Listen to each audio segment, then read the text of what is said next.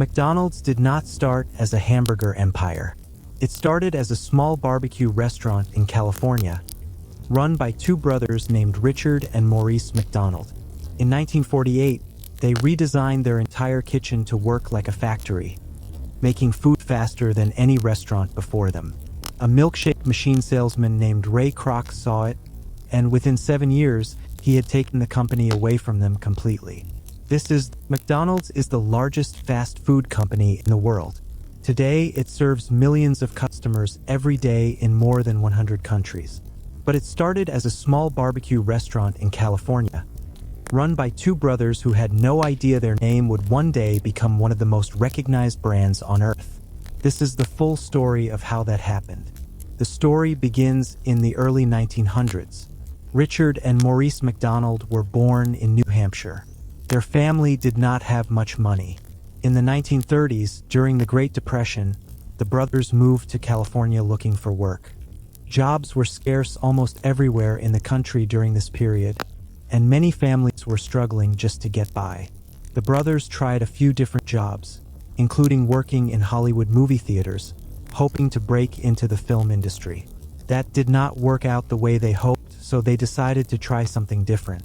They decided to open their own business instead. In 1937, the brothers opened a small hot dog stand near a racetrack in Monrovia, California. It did well enough that in 1940 they opened a much bigger restaurant in San Bernardino, California. This new restaurant was called McDonald's Barbecue. It served a large menu of about 25 items, including barbecue ribs, sandwiches, and drinks. Customers would drive up, park their cars, and be served by car hops, young workers who would bring the food directly out to each vehicle. This style of restaurant, known as a drive-in, was extremely common across America at the time. The restaurant was successful, but the brothers noticed a problem. Most of their money came from just a few items, mainly hamburgers. The rest of the menu was slow and complicated to prepare, and it required a large staff of cooks and car hops just to keep up. Car hops often took a long time to bring food out to customers, especially during busy hours. Teenage employees would sometimes flirt with customers or get distracted, slowing things down even more. The kitchen itself was chaotic during rushes, with cooks trying to prepare dozens of different items at once. The brothers began to wonder if there was a better way to run a restaurant. In 1948, Richard and Maurice made a bold decision. They closed the restaurant completely for 3 months and redesigned how it worked from the ground up. This was a risky move since it meant losing months of income. They removed the car hops entirely. They shrank the menu down to just 9 items. These were hamburgers, cheeseburgers, 3 types of soft drinks, milk, coffee, potato chips, and pie. Potato chips were later replaced with French fries, which became one of the most popular items on the menu. They also completely redesigned the kitchen itself. Instead of having one cook prepare an entire order from start to finish, the brothers broke the cooking process down into small, repeated steps. This was similar to the assembly line systems used in car factories at the time, something Richard McDonald studied closely before making the changes. One worker would grill the patties. Another would add ketchup, mustard, onions, and pickles in the exact same way every single time. Another would wrap the finished burgers and hand them to the customer. There was no need to sit down or wait for a car hop. Customers would walk directly up to a window, order, and receive their food within seconds. They called this new approach the Speedee service system, named after a small chef mascot the restaurant used in its early advertising. This was a completely new idea for a restaurant industry that had never seen anything like it. It made food faster to prepare, cheaper to sell, and far more consistent from order to order. A hamburger cost only 15 cents, which was very cheap even for that time period. Families, especially those with children, loved the low prices and the speed of the service. Word spread quickly around San Bernardino, and the restaurant became extremely popular almost overnight. Other business owners in the area began asking the McDonald brothers if they could copy the idea for their own restaurants. The brothers agreed to sell franchises, meaning other people could open their own McDonald's restaurants using the exact same system and menu, in exchange for a fee paid to the brothers. By the mid-1950s, a small handful of McDonald's restaurants existed across California and Arizona. The business was doing well financially, but the brothers themselves were not especially interested in expanding it much further. They were comfortable with their success and enjoyed their quiet life in San Bernardino. They had no real desire to travel the country building a massive company. This is where a man named Ray Kroc enters the story, and his involvement would change everything. Ray Kroc was a traveling salesman based in Illinois.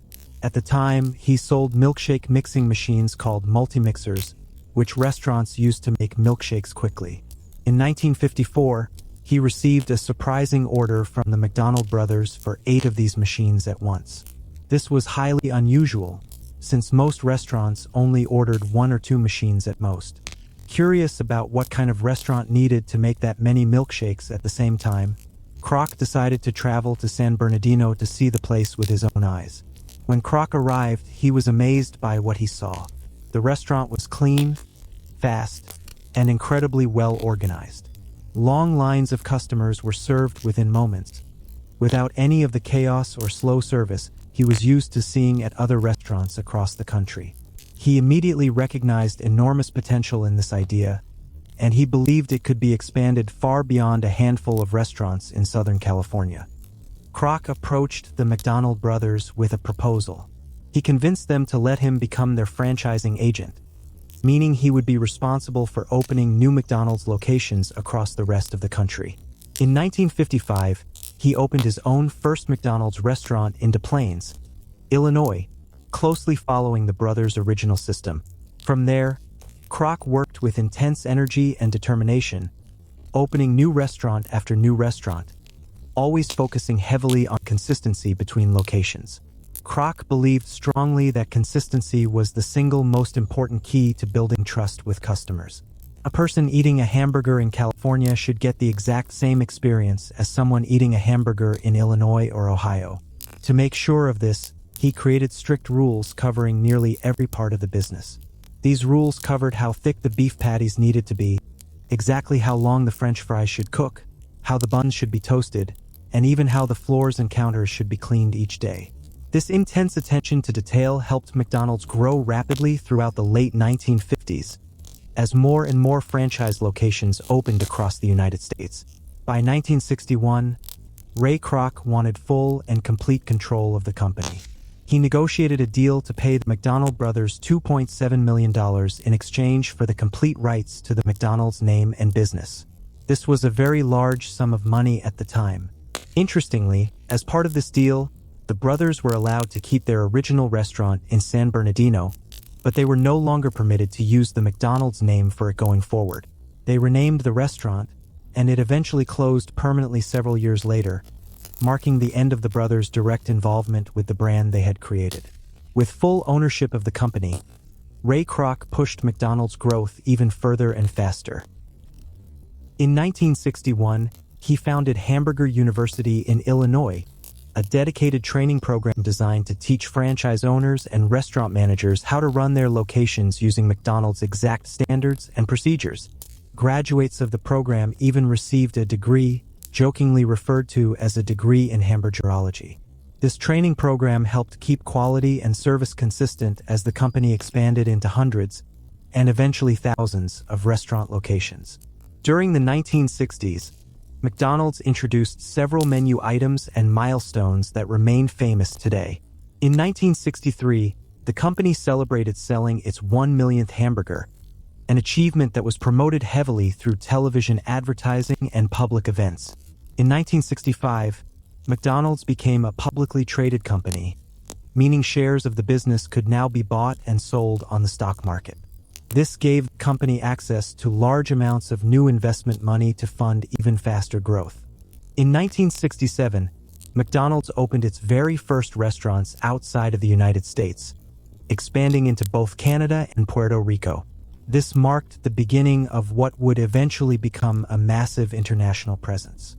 One of the most iconic McDonald's menu items of all time, the Big Mac, was created in 1967 by a franchise owner named Jim Delegati, who operated several locations in Pennsylvania.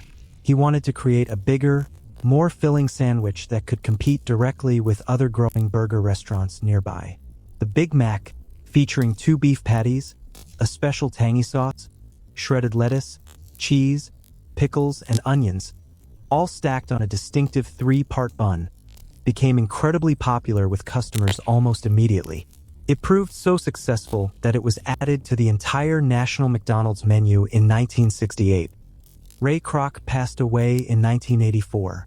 By that point, McDonald's had grown into a massive global company with thousands of restaurant locations across dozens of countries. His personal vision, built around consistency, speed, and the franchising business model, had transformed a small California burger stand into one of the most powerful and influential business models in American history. Many business schools still study his approach today as a case study in franchising success. During the 1980s and 1990s, McDonald's kept expanding aggressively around the entire world. It opened its first restaurant in Moscow in the Soviet Union in 1990. This was seen as a major cultural moment, since it symbolized changing relations between the East and the West near the end of the Cold War. Thousands of people reportedly lined up on opening day just to try the food for the first time. McDonald's also expanded heavily throughout Asia, Europe, Latin America, and many other regions during this period. By the end of the 20th century, McDonald's had become one of the most instantly recognizable brands on the entire planet, with its Golden Arches logo known in nearly every corner of the globe. The 1990s also brought intense competition within the American fast food industry itself, sometimes called the value menu wars. McDonald's, Burger King, Wendy's, and Taco Bell all competed fiercely on price, each trying to offer customers the cheapest possible meal. McDonald's introduced its own dollar menu in the United States in 2002, offering several menu items for just $1 each. This strategy helped keep customers loyal during a period of intense competition, though it also created This period was not without legal controversy either.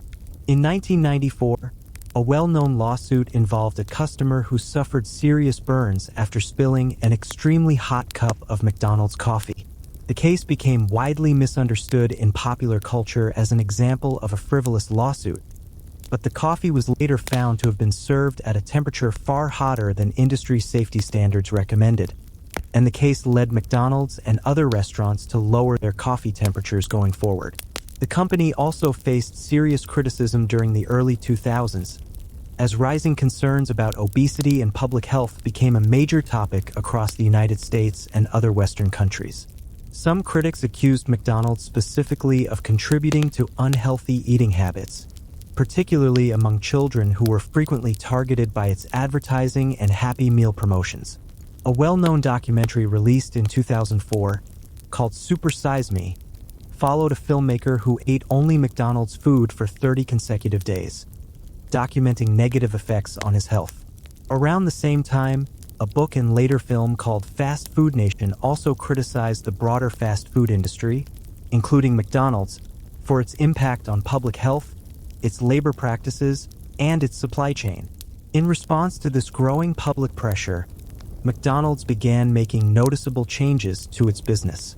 It removed the supersize option from its menu entirely in 2004, shortly after the documentary was released. Over the following years, it gradually introduced healthier menu choices, including side salads, sliced fruit options, and grilled chicken sandwiches, aiming to give customers more balanced choices. It also began publishing The 2008 financial crisis affected businesses across nearly every industry in the world, but McDonald's performed surprisingly well during this difficult period. As many families cut back on spending during the recession, McDonald's low prices and convenience actually attracted more customers rather than fewer, since eating at McDonald's remained cheaper than eating at most other restaurants. This period reinforced the company's reputation as a reliable, affordable option during uncertain economic times. McDonald's also worked continuously to modernize its restaurants and its technology over the following decade. Self-service kiosks were introduced in many locations starting in the 2010s, allowing customers to place their orders on touchscreens instead of waiting in traditional cashier lines. Mobile ordering apps were developed as well, letting customers order their food ahead of time and simply pick it up upon arrival. McDonald's also expanded significantly into food delivery by partnering with popular delivery apps, a trend that accelerated dramatically during the global pandemic in the early 2020s, when many customers avoided eating inside restaurants altogether. Throughout its long history, McDonald's has also been closely associated with major marketing campaigns and memorable cultural moments. Its advertising slogans, such as "You deserve a break today and later I'm loving it," became widely recognized phrases across popular culture. The company sponsored major international sporting events for decades, including a long-running partnership with the Olympic Games.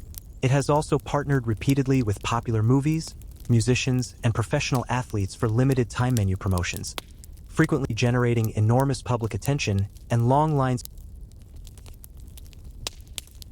Today, McDonald's operates in more than 100 countries around the world and serves tens of millions of customers every single day.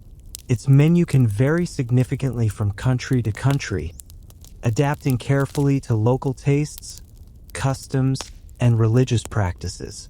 For example, in India, McDonald's offers menu items without beef entirely, respecting local cultural and religious customs, and instead features items like the Mcaloo Tikki, a popular potato-based burger created specifically for that market. In Japan, seasonal items like the teriyaki burger have remained popular for several decades. In parts of the Middle East, McDonald's restaurants serve food prepared according to halal standards. This continued ability to adapt its menu globally, while still keeping a consistent overall brand experience and level of service, has remained a major part of the company's long-term international success. In more recent years, McDonald's has also begun experimenting with plant-based menu items in certain markets, responding to growing customer interest in vegetarian and reduced meat diets. It has tested plant-based burger options in countries including Canada and several parts of Europe, though these products have seen mixed levels of long-term success compared to its traditional beef-based menu items. The story of McDonald's is really a story about a simple idea, executed with extreme discipline. That idea was making food fast, cheap, and consistent at a truly massive global. McDonald's has continuously changed and adapted with the times, while still holding on to the basic idea that made it successful in the very first place. That idea is giving people a fast, familiar, and affordable meal, no matter where in the world they happen to be. That is the complete history of McDonald's, from a small drive-in restaurant in San Bernardino to a worldwide fast food giant recognized in nearly every country on Earth.